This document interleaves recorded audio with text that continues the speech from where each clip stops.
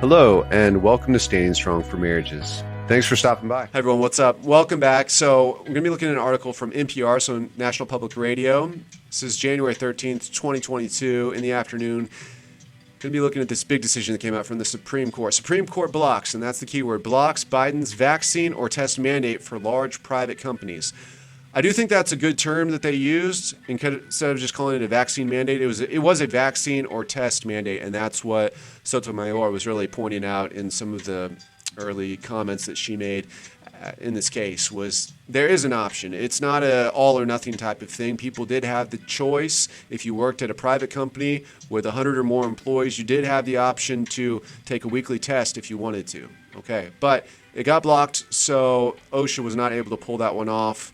And we'll see that here in the first paragraph, which is pretty loaded. So U.S. Supreme Court struck down Biden administration's vaccine or test rule Thursday, declaring that the Occupational Safety and Health Administration had exceeded its authority. So basically, OSHA is something that tries to look out for safety of workers, and it's a federal organization, and so basically decided that they were not able to put this kind of regulation on all these private businesses. Going over to the highlighted section, but at the same time, the court upheld a regulation issued by Centers for Medicare and Medicaid Services that mandates vaccines. So this is an important point. It's not vaccine or test, it's vaccines. So it says that mandates vaccines for almost all employees at hospitals, nursing homes, and other healthcare providers that receive federal funds. Goes on, it says the vote invalidate the vaccine or test regulation was 6-3.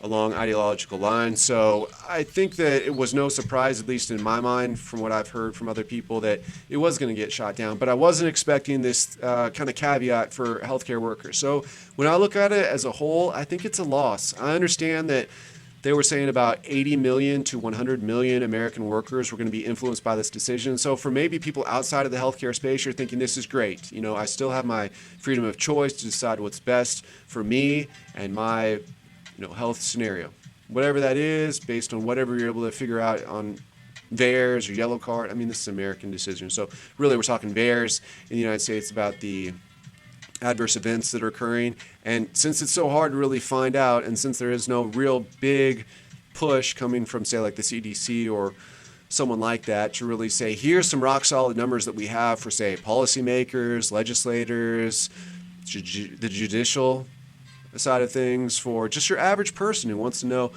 what are the risks that I'm taking when I get this? Well, we don't really know. First of all, we don't even really know because the trial isn't going to end until 2023. We have the initial data.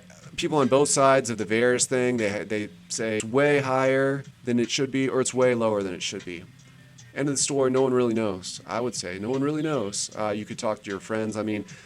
I know a girl that, she has that constant ringing in her ears now, real bad, like debilitating almost for a while.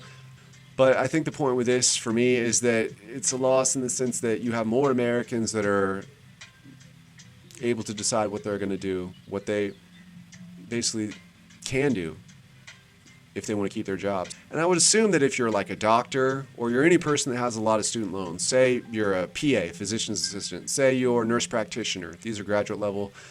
This takes a lot of money to get these. Maybe these are $90,000 programs to get into them, maybe more in tuition and fees and expenses to get this level of education. Maybe you just have a BS, so just a bachelor's of nursing, or maybe you just have an associate's of nursing. The lower down you get means the less you're bought in. It also means the less compensation you're having to sacrifice if you decide to switch careers. But if you're like a dentist or some of these other people, say you're a psychologist, this probably applies to psychologists, right? I think that they're really going to switch if they're, say, sitting on $30,000 of mortgage payments and, they're maybe they owe alimony or who knows, right?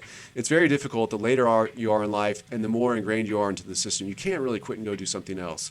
But imagine at the same time you're a healthcare provider. Say you're working in a nursing home and you're just like a CNA. You're just, you're assisting. You're maybe making $14, $15 an hour.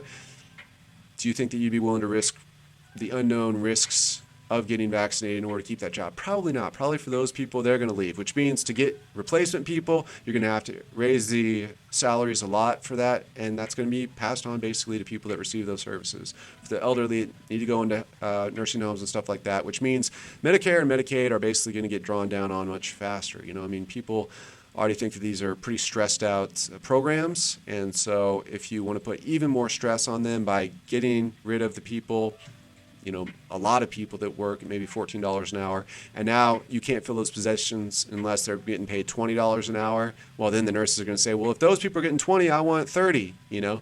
And so it's just going to be, I just think it's a bad play. But that's because, you know, maybe I've listened to too much Brett Weinstein. I've been reading that book, COVID-19, The Global Predators, We're the Prey. That's a very disheartening book, even the first few chapters, the introduction. So I think it's a loss. I think it's a loss for the American people, but that was the decision that came out. So what do you think? If you're in healthcare, what are you going to do? Are you going to switch careers? What are you going to get into? Is there anything you can get into quickly? Maybe a paralegal would be maybe similar type of money. I don't know. What are you guys thinking? Let me know. Is it affecting you? Is your state going to somehow step in and protect you? But as far as this article reads, it looks like basically everybody who's working at a hospital, nursing home, or healthcare service is going to be required if it has anything at all to do with Medicare or Medicaid funding. So if I'm wrong, if this article leaves something to be desired, then let us know. I'd definitely be interested in hearing from you guys. Thanks so much. We'll talk to you on the next one. All right, bye.